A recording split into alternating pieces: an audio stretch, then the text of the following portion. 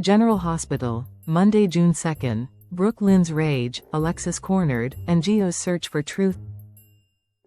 The shadows over Port Charles deepen on Monday, June 2nd, as the fallout from long-buried secrets continues to ripple through the lives of those affected.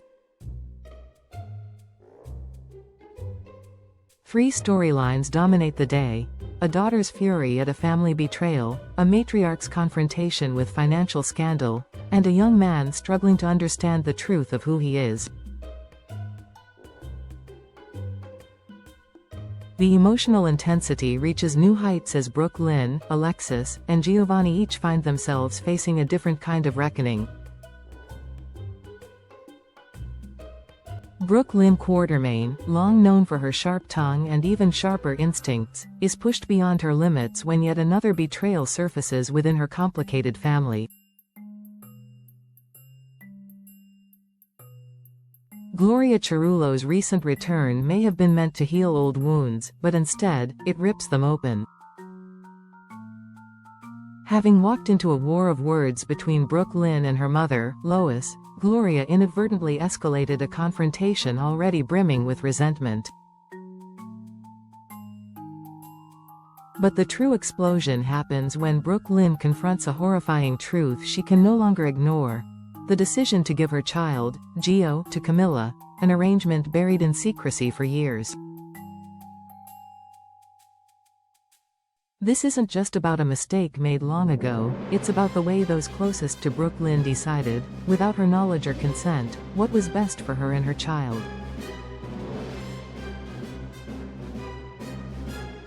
The rage she unleashes is not performative, it's primal, coming from a place of maternal grief and a sense of identity stolen. "Do you regret giving my baby to Camilla?" she demands, her voice trembling with a fury that shakes the room.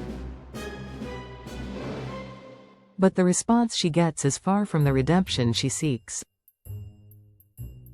It's a cold, unsatisfying answer steeped in rationalization and old-world values, and it leaves Brook Lynn devastated all over again. There are some wounds that time refuses to close, and this one may be destined to bleed for a while longer. Meanwhile, over at the mayor's office, Alexis Davis finds herself thrust into a very different kind of storm, one involving high stakes and dangerous implications. Laura Collins, whose calm demeanor often masks a fierce dedication to justice, is asking questions Alexis hoped never to hear. Specifically, questions about the Cassadine Trust. $10 million have vanished from the account, and Alexis, already burdened by her own history with the Cassadine legacy, suddenly finds herself in the middle of an unfolding scandal. Laura's inquiry isn't accusatory yet, but it's direct. Alexis is caught off guard, and the pressure mounts quickly. She knows that every word she utters could be scrutinized, recorded, and eventually weaponized. Her credibility, both personal and professional, is on the line.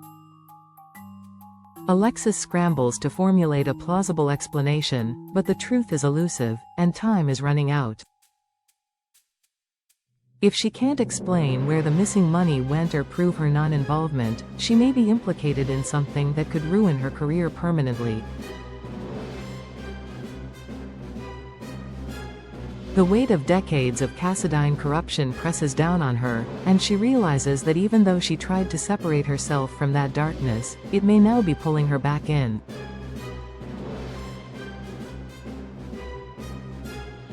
In another part of town, a very different kind of truth-seeking is underway.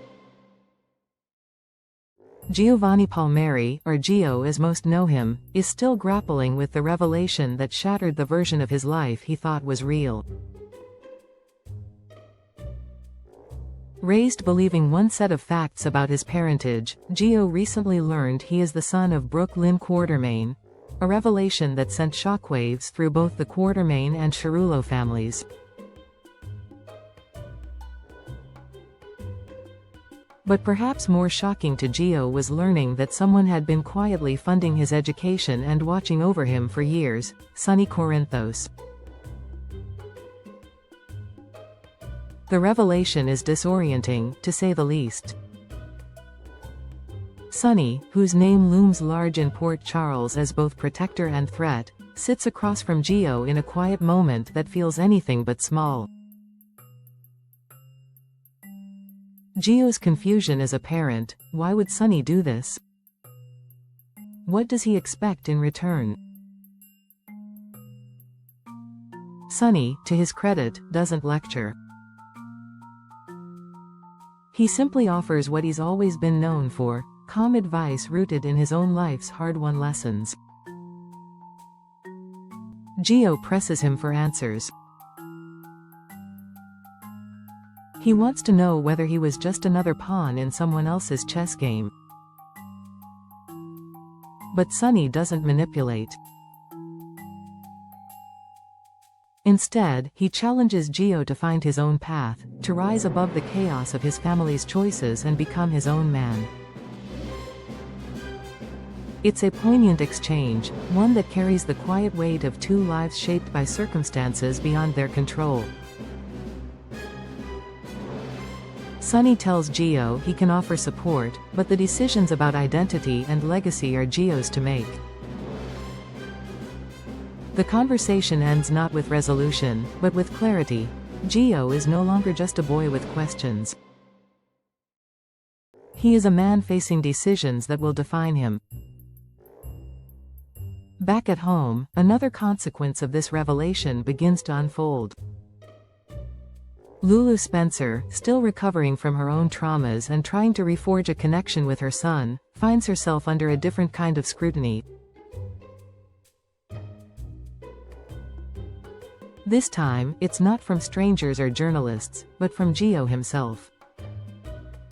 The boy she helped raise now looks at her with suspicion, confusion, and a flicker of resentment. Lulu, who once held all the answers, suddenly finds herself unsure how to respond. Her role in the cover-up, whether direct or complicit, now comes under emotional review. Gio needs clarity, and she may no longer be the person who can offer it.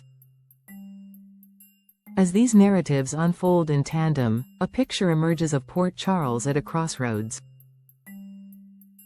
Relationships are breaking under the strain of secrets kept too long. Loyalties are being questioned, and truths once thought unshakable are crumbling.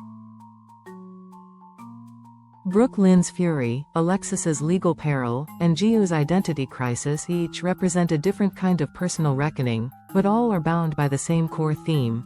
What happens when the truth finally surfaces?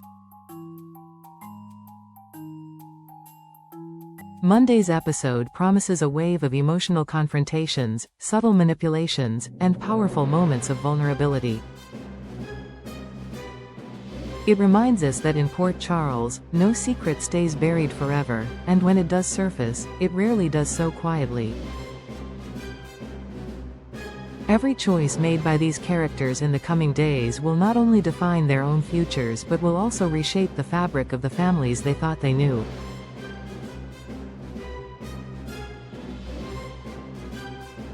The chaos may feel like an ending, but in Port Charles, it's often just the beginning.